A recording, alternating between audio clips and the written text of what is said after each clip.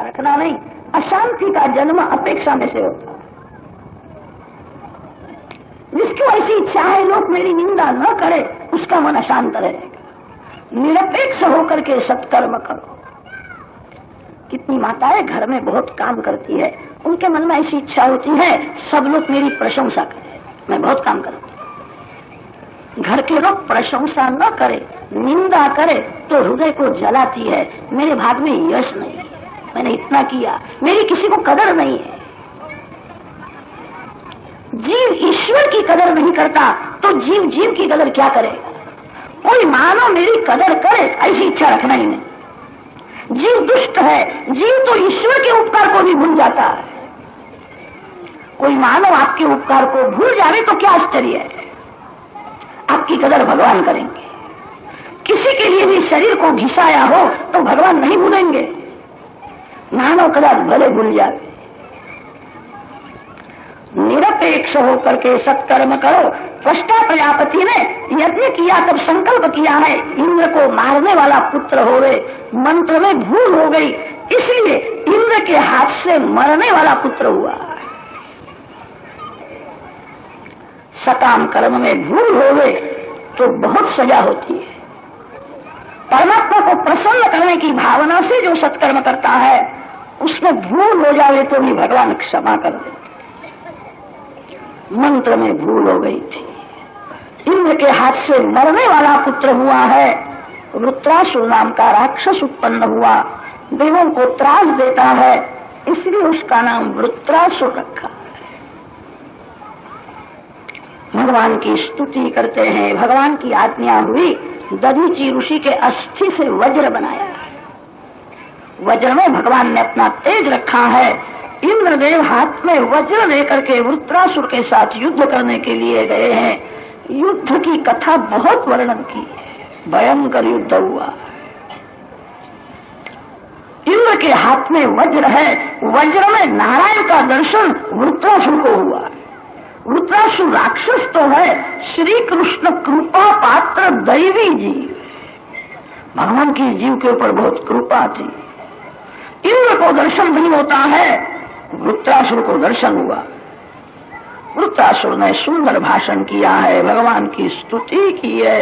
इंद्र, युद्ध में तेरी जीत होने वाली है, मेरी हार होने वाली है। मेरे ऊपर भगवान की बहुत कृपा है, इसीलिए मेरी हार होने वाली है। साधारण मानव जीत होती है तब कृपा समझता है। वृत्रासुर ने कहा युद्ध में मेरी हार होने वाली है, इंद्र तेरी जीत होगी, तेरे को स्वर्ग का सुख मिलेगा, जो सुख भोगने के बाद तू दुखी होने वाला है। युद्ध में मेरी हार होगी, मैं मर जाऊंगा, मैं भगवान के धाम में जाने वाला हूं जहां कोई दुख नहीं है, जहां केवल आनंद ही आनंद है। भगवान जिस जीव के ऊपर थोड़ी कृपा करते हैं उसको लौकिक सुख ज्यादा देते हैं। जिसके ऊपर भगवान अतिशय कृपा करते हैं उसको लौकिक सुख नहीं देते। संसार में बहुत सुख मिले तो मन लौकिक में फंस जाता है, घर में थोड़ा दुख हुए तो मन घर में से हट जाता है। अस्मत्पति त्रैवर्गिकायास विघातम विधत्ते। संसार का सुख तो परिणाम में दुख देने वाला है, तेरे को स्वर्ग का सुख मिलेगा। याद रखना, जो सुख भोगने के बाद तू दुखी होने वाला है। मेरी हार होने वाली है, मैं भगवान के धाम में जाऊंगा जहां केवल आनंद ही आनंद है, जहां कोई दुख नहीं है, जहां काम को प्रवेश नहीं है, जहां काल नहीं आ सकता। ऐसे भगवान के दिव्य धाम में मैं जाने वाला हूं। युद्ध में मेरा मरण होने वाला है। वृत्रासुर राक्षस है, श्री कृष्ण कृपा पात्र दैवी जीव है, सुंदर स्तुति करता है। एक वर्ष तक बड़ा भारी युद्ध हुआ, वृत्रासुर का मस्तक काट डाला है। राजा ने प्रश्न किया, वृत्रासुर राक्षस था तो भी उसको भगवान में कैसा भाव था? प्रभु में प्रेम नहीं होता है। अतिशय जब पुण्य बढ़ता है तब भगवान में प्रीति होती है। राक्षस होने पर भी भगवान में उसका कैसा प्रेम था, इसका क्या कारण था? चित्रकेतु पूर्व जन्म की उसकी कथा वर्णन की है। पूर्व जन्म में वो चित्रकेतु नाम का राजा था।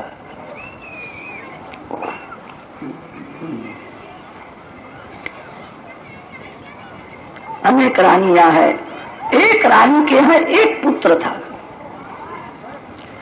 विमाता के मन में मत्सर उत्पन्न हुआ है। विमाता ने बालक को विष दिया है, बालक मर जाता है। राजा को, रानी को बहुत दुख हुआ। जिस विमाता ने विष दिया था वह भी रोने लगी, झूठ मूठ रोती है, उसी ने विष दिया था, मेरे लिए कोई शंका न करे। कितनी माताएं ऐसी होती है, उनको झूठ मूठ रोना भी आता है। आंख में आंसू लाती है तो पुरुष का हृदय पिघलता है तो रोती है। अरे रोती है प्रेम से नहीं, कपट से रोती है। विमाता ने ही विष दिया था, वही रोती है। उस समय नारद जी आए हैं, चित्रकेतु को समझाया है, अब रोने से क्या लाभ? जो मर गया है उसके लिए बहुत रोने से वो कभी मिलने के लिए तो नहीं आता है। जिसको मरना है वो अपने लिए रोवे तो अच्छा है, दूसरे के लिए रोने से क्या लाभ है? जो मर गया है वो भगवान के चरण में गया है, ऐसा ही भाव रखो। बहुत रोने पर भी वो कभी मिलने के लिए आने वाला नहीं है, अपने लिए रोना चाहिए। आज तक मैंने बहुत पाप किया, मैं इतना बड़ा हुआ, मेरे को एक बार भी भगवान का दर्शन हुआ नहीं, धिक्कार है। मैं दूसरे के लिए रोने से लाभ नहीं है, अपने लिए रो। नारद जी ने समझाया है, यह तो तेरे पूर्व जन्म का शत्रु था। शत्रु कभी दुख देने के लिए पुत्र होकर के आता है। कितने बालक रात्रि में बहुत रोते हैं, मां को त्रास देते। कभी कभी माताएं व्याकुल होकर के बोलती है, ये मेरा शत्रु पूर्व जन्म का आया, ऐसा लगता है, बहुत दुख देता है। बड़ा होने के बाद भी दुख देता है। शत्रु ही दुख देने के लिए पुत्र होकर के आता है। तेरा शत्रु मर गया है ऐसा समझ करके संतोष मानो, अपना मरण सुधारने का प्रयत्न करो, मेरा मरण मंगलमय होवे। चित्रकेतु को यमुना जी के किनारे ले गए हैं, शेष नारायण का मंत्र उसको दिया है। बहुत वर्ष तक जप करने से शेष नारायण का उसको दर्शन हुआ। स्तुति करता है, भगवान ने उसको अपना पार्षद बनाया, विद्याधर लोक का राज दिया है। विद्याधरों का राजा चित्रकेतु एक बार विमान में बैठ करके घूमता हुआ कैलाश में आया है। कैलाश में सिद्ध संतों के अखाड़े हैं, सिद्धों के सद्गुरु भगवान शंकर है। ज्ञान सिद्ध, योग सिद्ध, जप सिद्ध, मंत्र सिद्ध, औषधि सिद्ध। कैलाश में एक वनस्पति ऐसी मिलती है, एक बार खाने से 12 वर्ष तक प्यास नहीं लगती है और भूख भी नहीं लगती है। कथा में सुनने के बाद कहा आपको ऐसा होगा, यहां मेरे को मिल जाए तो बहुत अच्छा है। सिद्धों के सद्गुरु सदाशिव है। एक बार कैलाश में सिद्धों की बड़ी भारी सभा हुई थी। अध्यक्ष स्थान में भगवान शंकर विराजमान थे। आज का शिव स्वरूप दिव्य था। गोद में पार्वती जी बैठी, आलिंगन देकर के बैठे थे। इसका एक कारण हुआ था, कामदेव शिव जी के साथ युद्ध करने के लिए आया था। कामदेव ने शंकर भगवान को कहा, आपको लोग महादेव कहते हैं, मेरे को आप हराओ तो मैं आपको महादेव मानूं। शंकर भगवान ने कहा, तू भूल गया, एक बार तेरे को मैंने जला दिया था, तेरी स्त्री बहुत रोने लगी, इसलिए मैंने तेरे को राख में से फिर से उत्पन्न किया।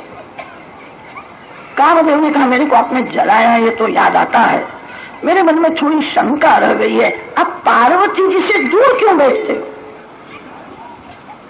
शिव मंदिर में एक बाजू में पार्वती माता विराजमान है, एक बाजू में शिव जी है, अब अलग क्यों लेते हो?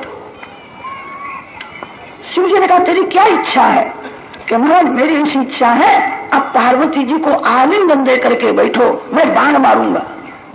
आपके मन में विकार आ जावे तो मैं महादेव हो गया, आप निर्विकार हो तो मैं आपको महादेव मानूंगा। शंकर भगवान ने कहा तेरी ऐसी इच्छा हो तो ऐसा करता हूं। पार्वती जी को आलिंगन दे करके बैठे थे। कामदेव बाण मारता है। जो प्रेम से शंकर पार्वती की पूजा करता है, पंचाक्षर शिव मंत्र का जो शांति से जप करता है, वह कामाधीन नहीं होता। शिव जी को काम क्या कर सकता है, पार्वती माता को काम क्या कर सकता है? पार्वती माता तो ब्रह्म विद्या है, शिव ब्रह्म रूप है। कामदेव ने बहुत प्रयत्न किया है शिव पार्वती जी के मन में विकार आवे।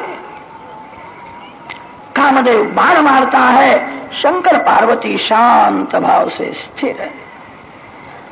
कामदेव को विश्वास हो गया भगवान शंकर देव नहीं है, देवों के देव है। जो काम के अधीन है वही जीव है, जो कभी काम के अधीन नहीं होते हैं वही शिव है, वही ईश्वर है। शंकर पार्वती का शुद्ध शांत स्वरूप था। देखने वाला जो चित्रकेतु है उसके आंख में काम था। शंकर पार्वती को काम भाव से देखने लगा। पार्वती माता कोई स्त्री नहीं है, पार्वती माता का स्वरूप स्त्री शरीर के जैसा दिखता है। शंकर पार्वती सीताराम राधा कृष्ण को स्त्री भाव पुरुष भाव से देखना नहीं, लौकिक भाव से जो देखता है उसके भक्ति में बहुत विघ्न आता है। शंकर पार्वती को स्त्री पुरुष की भावना से पति पत्नी भाव से देखने लगा। इनको शर्म नहीं आती है, कैसे बैठे हैं? शिव तो शांत है, पार्वती माता ने शाप दिया तू राक्षस हो जाए। वो चित्रकेतु दूसरे जन्म में राक्षस हुआ है। जगत के स्त्री पुरुषों को जो काम भाव से देखता है उसके मन में खराब चित्र आते हैं। पाप करने के लिए आंख नहीं दी है, खराब विचार करने के लिए मन नहीं दिया है। विवेक से व्यवहार का काम करो, आंख से पाप न होवे, मन से पाप न होवे, सावधान रहो। जो जगत के स्त्री पुरुषों को काम भाव से देखता है वो राक्षस हो जाता है, उसके मन में खराब चित्र आते हैं।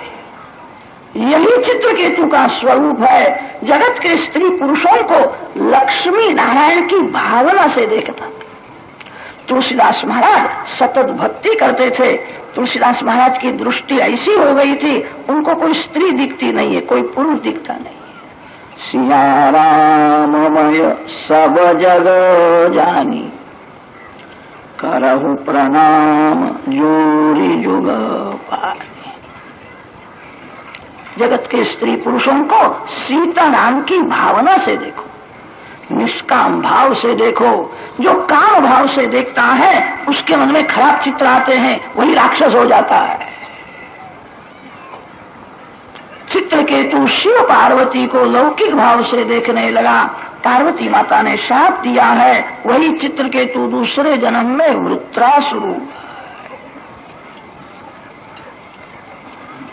माता जी ने आशीर्वाद दिया था, एक जन्म के बाद तेरा उद्धार होगा। चित्रकेतु की कथा वर्णन करने के बाद लक्ष्मी नारायण की पूजा करने की आज्ञा दी है। लक्ष्मी नारायण की पूजा का रहस्य यही है, जगत के स्त्री पुरुषों को लक्ष्मी नारायण की भावना से देखो। ये सभी लक्ष्मी नारायण के स्वरूप है। लक्ष्मी नारायण पूर्ण निष्काम है, निष्काम भाव से देखो। संसार भावमय है, जिस भाव से आप जगत को देखोगे वैसे ही भाव से लोग आपको देखेंगे।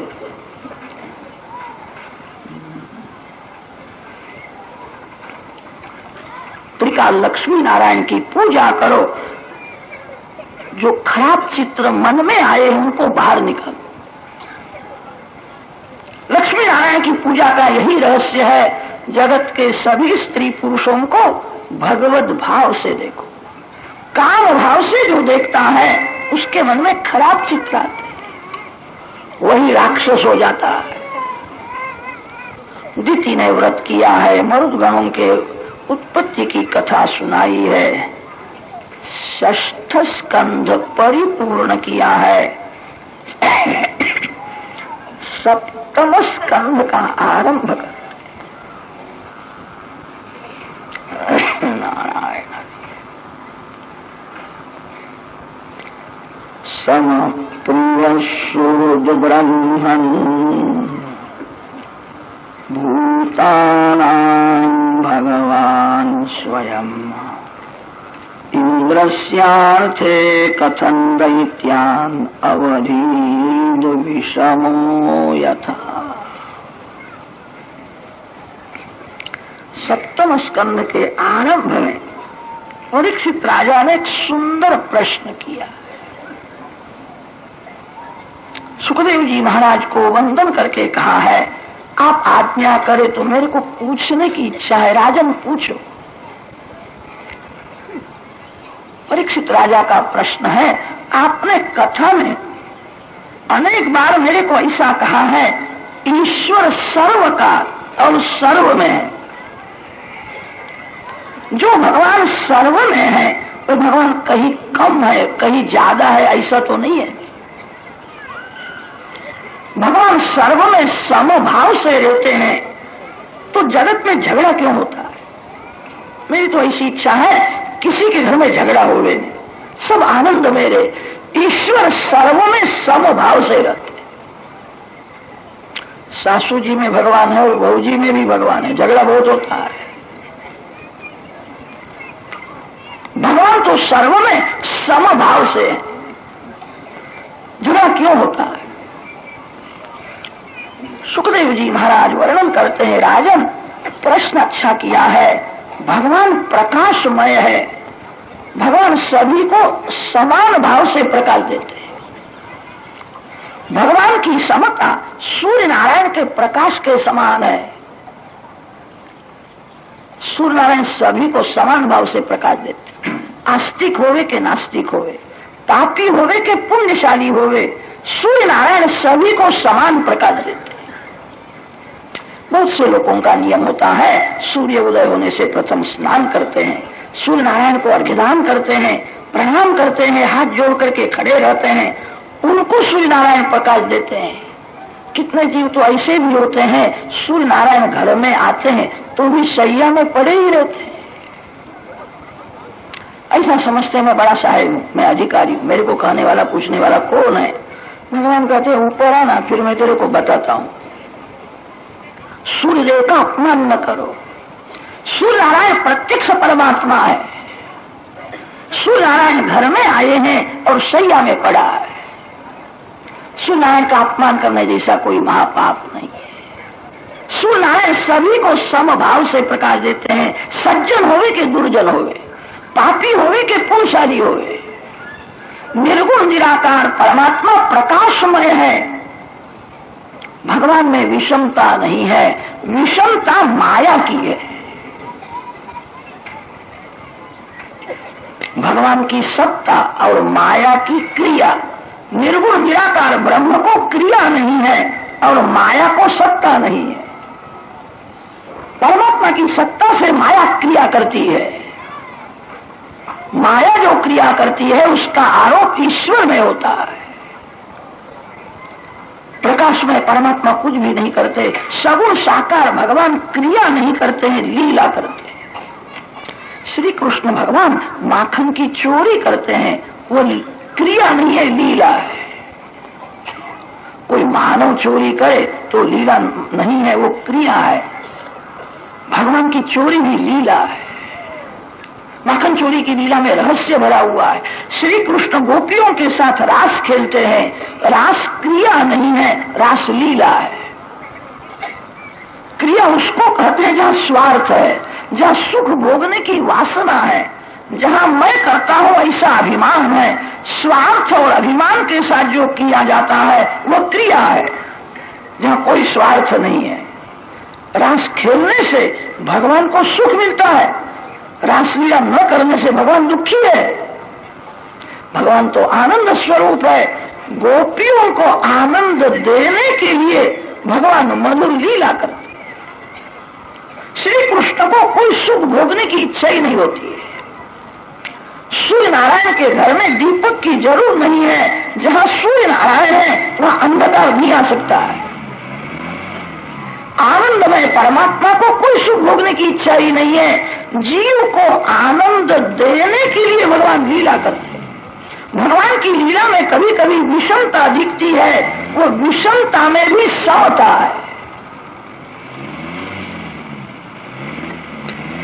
दो बालक की एक माँ है, जो बड़ा पुत्र है उसको माँ थोड़ा ज्यादा खिलाती है, और जो छोटा है उसको माँ बहुत कम देती है। माँ को पूछो दो बालक में तेरे को कौन सा प्यारा लगता है? माँ का दोनों बालकों में प्रेम तो समान है, क्रिया समान नहीं है। छोटा जो बालक है मांगता है, रोता है, तो भी माँ नहीं देती है। माँ का दोनों बालकों में प्रेम तो समान है, क्रिया समान नहीं है। माँ विचार करती है जो बड़ा है वो थोड़ा ज्यादा खाएगा, तगड़ा हो जाएगा, उसको शक्ति आवेगी। जो छोटा है वो न खावे तो अच्छा है। दोनों बालकों का कल्याण करने के लिए माँ लीला करती है। माँ का दोनों बालकों में प्रेम समान है, क्रिया समान नहीं है। भावाद्वैतम सदा कुर्यात क्रियाद्वैतम न करिचित अद्वैतम त्रिषु लोकेषु नाद्वैतम गुरुणा सह। राजा का प्रश्न यह है, वृत्रासुर राक्षस था तो भी भगवान ने वृत्रासुर को मार डाला। राक्षसों को भगवान क्यों मारते हैं? सुखदेव जी महाराज वर्णन करते, वृत्रासुर को मारा नहीं, उसको मुक्ति दी है। श्री कृष्ण के मार में प्यार है, श्री कृष्ण के क्रोध में प्रेम भरा हुआ है। भगवान की दो शक्ति है, निग्रह और अनुग्रह। निग्रह शक्ति से राक्षसों का कल्याण करते हैं और अनुग्रह शक्ति से देवों का कल्याण करते हैं। परीक्षित राजा को सुखदेव जी महाराज ने कहा है, तू जैसा प्रश्न पूछता है ऐसा ही प्रश्न तेरे दादा ने राजसू यज्ञ में नारद जी को ऐसा ही प्रश्न पूछा था। राजसू यज्ञ में बड़े बड़े संत महात्मा आए थे। बड़ा भारी एक प्रश्न उपस्थित हुआ, प्रथम पूजा किसकी करनी चाहिए? सभी संतों ने कहा द्वारकानाथ श्री कृष्ण विराजमान है, श्री कृष्ण भगवान की पूजा प्रथम कर। भगवान की पूजा की है, जय जयकार हुआ है, सभी प्रसन्न हुए। सभा में दो चार जीव ऐसे बैठे थे, उनको बुरा लगा। शिशुपाल खड़ा होकर के निंदा करता है, गाली देता है। भगवान सहन करते हैं। जो ईश्वर है, जो सर्वशक्तिमान है, जो निर्दोष है, वह भी सहन करता है। आप सहन करो। जो मन को शांत रखता है, अतिशय सहन करता है, वही साधु है। संसार ऐसा है, संसार में भगवान आवे तो कितने जीव भगवान की भी निंदा करते हैं। शिशुपाल का भगवान ने क्या बिगाड़ा था? सभा में गाली देता है। जिस सभा में प्रथम पूजा का मान मिला, उसी सभा में अपमान हुआ। संसार ऐसा ही है। भगवान सहन करते। शिशुपाल गाली देता है। 100 गाली पूर्ण होने के बाद भगवान ने सुदर्शन चक्र को आज्ञा की है, एक ही क्षण में शिशुपाल को मार डाला है। बड़े बड़े योगी भगवान में मिल जाते हैं, परमात्मा के साथ एक होते हैं। शिशुपाल भी भगवान के चरण में मिल गया है। धर्मराजा को आश्चर्य हुआ, जो भगवान की निंदा करता है वो नरक में जाना चाहिए। शिशुपाल का उद्धार हुआ, इसका कारण क्या है? नारद जी समझाते हैं, मेरे भगवान अति उदार है, प्रेम से भगवान की सेवा स्मरण करे उसका कल्याण हुए तो क्या आश्चर्य है। जो वेद से भी भगवान को याद करता है, किसी भी निमित्त से जगत को भूल जाओ और भगवान के दर्शन में स्मरण में तन्मय हो जाओ, आपका कल्याण होगा। शिशुपाल की तन्मयता वेद से हुई थी। किसी के साथ झगड़ा करना नहीं। किसी मानव के साथ झगड़ा करोगे मन बिगड़ जाएगा, वेर होगा। कदाच झगड़ा करने की इच्छा होवे तो भगवान के साथ झगड़ा करो। जो परमात्मा के साथ झगड़ा करता है, भगवान तो प्रेम की मूर्ति है, जो वेर करता है उसका भी भगवान कल्याण करते हैं। शिशुपाल वेर से श्री कृष्ण का सतत स्मरण करता था, मन मित्र से भी ज्यादा शत्रु का चिंतन करता है। शिशुपाल श्री कृष्ण को शत्रु समझता है, वेर भाव से सतत श्री कृष्ण का स्मरण करता था। शिशुपाल कोई साधारण नहीं है, श्री कृष्ण के मार में प्यार है, श्री कृष्ण के क्रोध में प्रेम भरा हुआ है। शिशुपाल तो भगवान के धाम का है। सनकादिक ऋषि वैकुंठ धाम में दर्शन करने के लिए गए थे। जय विजय ने प्रतिबंध किया, तब जय विजय को शाप दिया। वे जय विजय हिरण्याक्ष हिरण्यकश्यपु हुए, दूसरे जन्म में वे ही रावण कुंभकर्ण हुए, तीसरे जन्म में वे शिशुपाल दंतवक्र। वराह भगवान ने हिरण्याक्ष का उद्धार किया। हिरण्यकश्यपु प्रहलाद जी को मारने के लिए दौड़ता है। तब स्तंभ में से नरसिंह भगवान की, नरसिंह स्वामी का प्रागट्य हुआ था। प्रहलाद जी का रक्षण किया, हिरण्यकश्यपु का उद्धार किया। परीक्षित राजा ने प्रश्न किया है, पिता अपने पुत्र को मारने के लिए गया। प्रहलाद जी तो महान भगवत भक्त थे, हिरण्यकश्यप उनको मारने के लिए क्यों गया था? प्रहलाद जी की सब कथा सुनने की इच्छा है। धर्मराजा को नारद जी यह कथा सुनाते हैं, सुखदेव जी महाराज परीक्षित राजा को यह कथा सुनाते हैं। वराह भगवान ने हिरण्याक्ष का उद्धार किया। हिरण्यकश्यपु विष्णु भगवान के साथ वेर करता है। विष्णु ने मेरे भाई को मार डाला, मैं विष्णु को मारूंगा। हिरण्यकश्यपु तप करने के लिए मंदराचल पर्वत में गया है, झाड़ के नीचे बैठा है, अन्न जल का त्याग किया है, ब्रह्मा जी के मंत्र का सतत जप करता है। बहुत वर्ष उसने तपश्चर्या की है। ब्रह्मा जी प्रसन्न हुए हैं। ब्रह्मा जी ने कहा वरदान मांगो कि मेरा कभी मरण न होवे।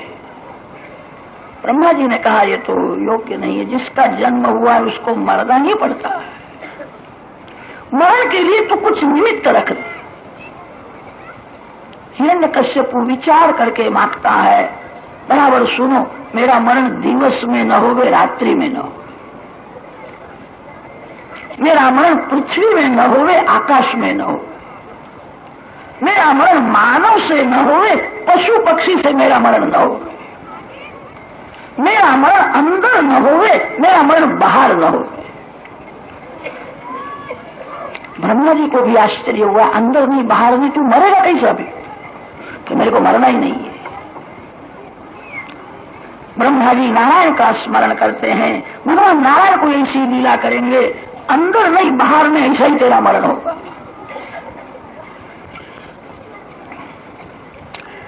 थोड़ा विचार कर। हिरण्यकश्यपु दिति का पुत्र है। दिति शब्द का अर्थ होता है भेदभाव, दो खंडने। भेद बुद्धि ही दिति है। साधारण मानव जगत को भेदभाव से देखता है, ये काला है, ये गोरा है, ये जवान है, ये बुढ़ा है। जो भेदभाव से देखता है उसका मन बिगड़ता है। जहां भेद है वही भय है। ज्ञानी पुरुष जगत को अभेद भाव से देखते हैं। उदरमंतरं कुरुते अथ तस्य भयं भवति, द्वितीयाद् वही भयं भवति। मेरे अंदर जो नारायण है सभी में वही नारायण, सर्व में, अनेक में एक का दर्शन करना ही भक्ति है। जहां अभेद है वहां अभय है, जहां भेद है वहां भय है। द्वितीय शब्द का अर्थ होता है भेद बुद्धि। जगत को जीव भेदभाव से देखता है, ये अच्छा है, ये खराब है।